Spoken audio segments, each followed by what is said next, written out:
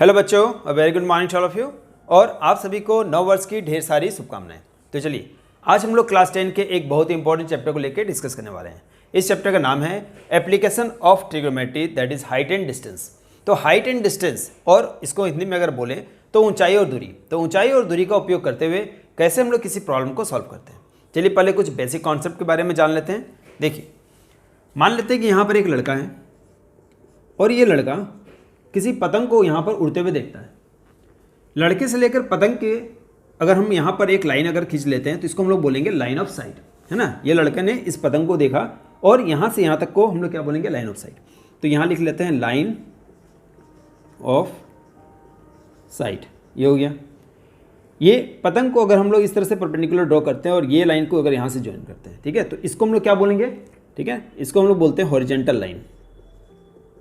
Horizontal line या horizontal plane, आप कुछ भी बोल सकते हैं। हॉरिजॉन्टल प्लेन ही हमारा हो गया, ठीक है। अब यहाँ देखिए, यहाँ एक आपको एंगल बनते हुए दिख रहा है। तो इस एंगल को क्या बोलेंगे, इस एंगल को हम लोग बोलते हैं angle of elevation. Angle of elevation, मान लीजिए इसको मैंने हम थीटा नाम से रिप्रेजेंट कर दिया।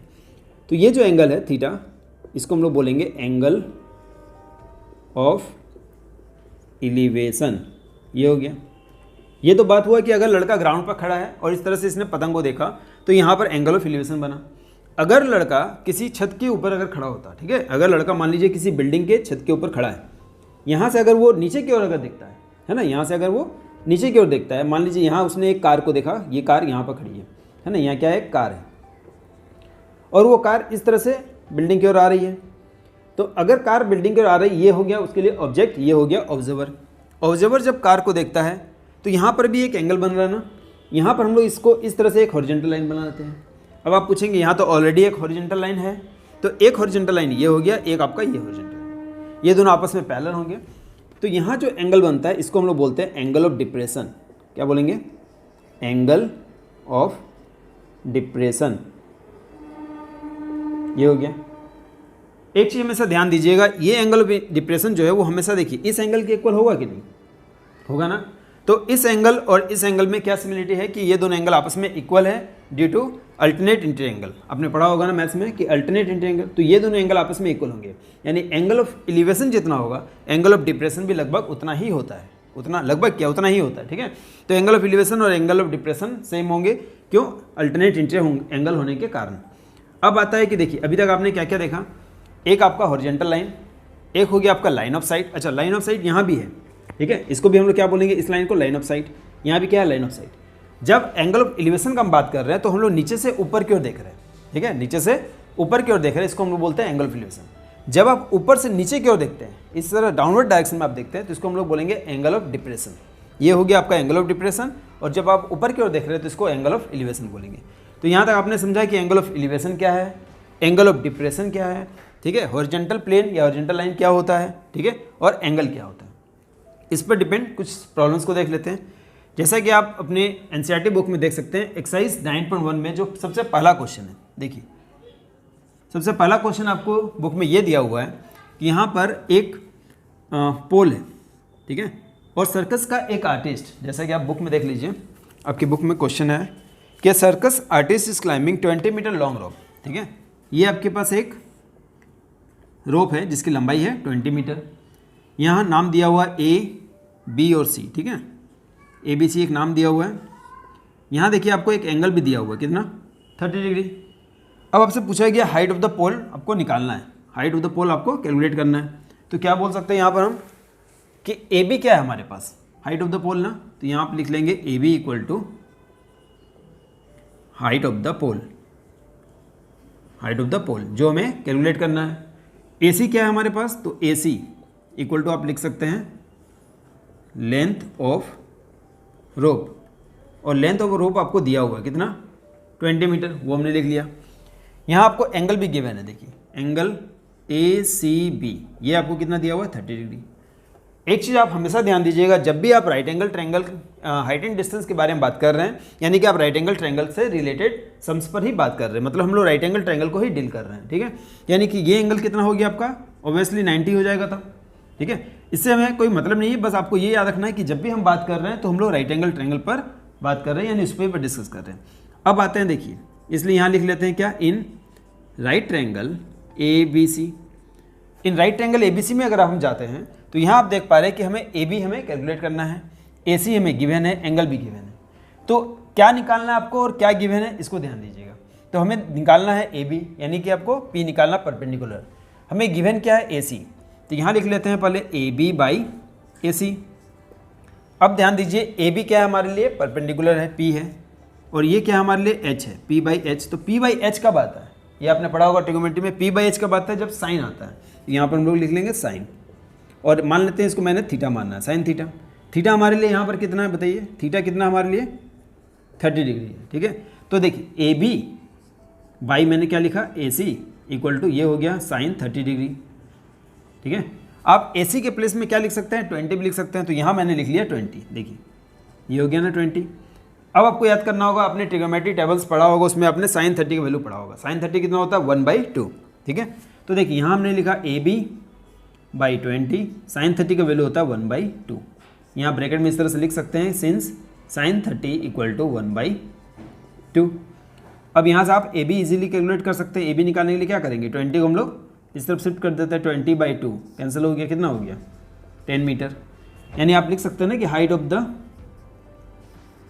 बोलिए हाइट ऑफ द पोल, हमें पोल का हाइट निकालना था, तो height of the pole that is 10 metre. तो आई थिंक यहाँ तक आपको इजीली समझ में आ गया होगा कि हमें हाइट ऑफ द पोल निकालना था। एसी आपको गिवन था, यानी length of the rope given था, एंगल भी आपको गिवन था, तो आप आसानी से length of the height of the pole निकाल सकते हैं, ठीक है। चलिए सेकंड क्वेश्चन पर चलते हैं, देखते हैं। देखिए अब जो हमारे पास सेकंड क्वेश्चन है, इस क्वेश्चन में दिया हुआ है कि a tree breaks due to storm and broken part bends so that the top of the tree touches the ground making an angle 30 degree, ठीक है। तो देखिए यहाँ पर सपोज आपके पास एक ट्री था, ये ट्री जो है इस तरह से यहाँ से ब्रेक कर जाता है, ठीक है। यहाँ से अगर ये ब्रेक कर जाता तो ये ट्री इस तरह से देख, इस तरह से हो जाएगा ना, हमारे पास ये ब्रेक हो चुका है, ठीक है। ये ट्री इस तरह से ब्रेक हो गया। अब हमें क्या दिया हुआ है यहाँ पर कि the distance between the foot of the tree, है ना, to the point where the top touches the ground is 8 metre. ये आपको कितना दिया हुआ है, 8 मीटर, ठीक है ना। ये कितना दिया हुआ है हमें, 8 मीटर। आपको यहाँ निकालना क्या है, हाइट ऑफ द ट्री निकालना है। इस फिगर को अगर हम लोग, ये तो हमने एक रफ फिगर बना लिया, अगर इसी फिगर को हमने यहाँ पर इस तरह से बनाया, ठीक है, यहाँ मैंने नाम दे दिया ए, यहाँ नाम दे दिया बी, और ये सी। ये ट्री का वो पार्ट है जो खड़ा है, यानी अभी ब्रेक नहीं हुआ है, और ये वो पार्ट हो गया जो ब्रेक हो चुका है, ठीक है ना, ये हो गया। तो यहाँ अगर आपसे पूछा जाए कि हाइट ऑफ द ट्री क्या होगा, तो बताइए हाइट ऑफ द ट्री क्या होगा, ए बी होगा, बी सी होगा या ए सी होगा। तो ना ए बी होगा, ना बी सी होगा, ना ए सी होगा। हाइट ऑफ द ट्री क्या हो जाएगा, ए बी प्लस ए सी होगा, क्योंकि देखिए हाइट ऑफ द, अगर सपोज मैंने यहाँ लिख दिया ए, यहाँ लिख लिया बी, और यहाँ लिख लिया क्या सी, तो हाइट ऑफ द ट्री क्या हुआ, this plus this. Height of the tree क्या होगा, दिस प्लस दिस को अगर हम ऐड करेंगे तो हाइट ऑफ द ट्री निकल जाएगा, यानी ए बी प्लस ए सी क्या कहलाएगा, हमारा हाइट ऑफ द ट्री। तो यहाँ हम लिख लेते हैं कि हाइट ऑफ द ट्री हमारे पास क्या है, हाइट ऑफ द ट्री, ये आपको निकालना है। और हाइट ऑफ द ट्री है हमारे पास ए बी प्लस ए सी, ये आपने समझा। हाइट ऑफ द ट्री क्या है, ए बी प्लस ए सी। यहाँ एक आपको एंगल दिया हुआ है, वो एंगल कितना है, 30 डिग्री। और ये आपको डिस्टेंस यहाँ कितना दिया हुआ है हमें, 8 मीटर। तो ये हमने लिख लिया यहाँ पर 8 मीटर, यानी हमारे पास बी सी कितना है, 8 मीटर है। एंगल ए सी बी वो कितना है, ए सी बी, ये हो गया हमारे लिए 30 डिग्री, ठीक है। यानी हमें ये भी निकालना है और हमें ये भी निकालना है। तो सबसे पहले क्या करेंगे, हमें ए बी यानी एक अननोन के साथ एक नोन को ले लेते हैं। अगेन हम जब हमारा ए बी फाइंड आउट हो जाएगा तो हम ए बी के साथ ए सी को ले लेंगे, तो ए सी भी फाइंड आउट हो जाएगा, और इस दोनों को हम लोग ऐड कर देंगे तो हमें हाइट ऑफ द ट्री पता चल जाएगा। यहाँ तक क्लियर है। तो यहाँ लिख लेते हैं सबसे पहले कि इन राइट ट्रायंगल, क्योंकि मैंने आपको कहा कि जब भी हम लोग बात कर रहे हैं हम लोग राइट एंगल ट्रायंगल पर ही बात कर रहे हैं, यानी ये एंगल आपका हमेशा क्या होगा, 90। तो in right triangle A B C में अगर हम आते हैं, ए बी सी, इसमें हम ले लेते हैं A B by B C. देखिए यहाँ मैंने लिया A B by B C equal to कितना हो जाएगा, तो A B by B C यानी पी बाई बी के बारे में बात कर रहे हैं। तो पी बाई बी कब आता है, जैसे इसके पहले हम लोग जो हमने बात किया था उसमें हमने पी बाई एच पर बात किया था, इसलिए हमने साइन लिया था। यहाँ हमने पी बाई बी क्यों लिया है, इसलिए हम लोग क्या लेंगे, पी बाई बी क्या होता है 10। तो यहाँ लिया मैंने 10, और थीटा कितना हमारे लिए 10, थीटा कितना है 30 डिग्री, तो 10 30 डिग्री। ए बी कितना हमारे पास, ए बी नहीं पे है। बी सी कितना हमारे लिए, बी सी है 8। 10 30 का वैल्यू आपने पढ़ा होगा 1/√3। यहाँ आप लिख सकते हैं सिंस 10 30 होता है हमारे लिए 1/√3, वो लिख लिया हमने। यहाँ से देखिए अगर हम ए बी निकालते हैं तो ए बी क्या हो जाएगा, 8 को यहाँ शिफ्ट किया मैंने, 8/√3 हो गया। मान लेते हैं इसको इक्वेशन नंबर 1 लेट कर लिया हमने, यानी ए बी हमें फाइंड आउट हो चुका है, ये हमें अब पता चल चुका है 8/√3। क्लियर है। अब हम लोग कॉस भी ले सकते हैं b/h, क्योंकि उसमें देखिए b आपको पता है, h आपको फाइंड आउट करना है। आप ab/ac भी ले सकते हैं, यानी p/h यानी साइन थीटा के अनुसार, उसमें भी आप ab आपको पता है क्योंकि अब तो पता चल चुका है, तो आप ac निकाल सकते हैं। तो यहाँ ले लेते हैं हम again in triangle, again in बोलिए राइट ट्रायंगल, कौन सा, वही ABC। अब क्या ले लेते हैं, ab/ac ले लेते हैं, है ना, ab/ac ले लिया मैंने यहाँ पर। ab/ac यानी क्या लेंगे अब हम, साइन 30। ab कितना है, अब हमारे पास ab है ना, तो यहाँ मैंने लिख लिया 8/√3। देखिए 8/√3, ये ab का वैल्यू हो गया। ac साइन 30 कितना हो गया, 1/2। यहाँ फिर लिख लीजिए कि we know that sine 30 degree equal to 1/2, है ना, तो साइन 30 का वैल्यू हमने लिख लिया 1/2। अब अगर हम लोग इसको फिर क्रॉस करते हैं तो AC equal to this into हो जाएगा, तो यहाँ से AC कितना हो जाएगा बताइए। अच्छा इधर शिफ्ट कर लेते हैं, देखिए तो AC कितना हो गया, इसको अगर निकालते हैं तो इसको मल्टीप्लाई कर लेंगे तो 8 2 कितना हो गया 16, तो ये हो जाएगा आपका 16/√3, ये मान लेते हैं इक्वेशन नंबर 2।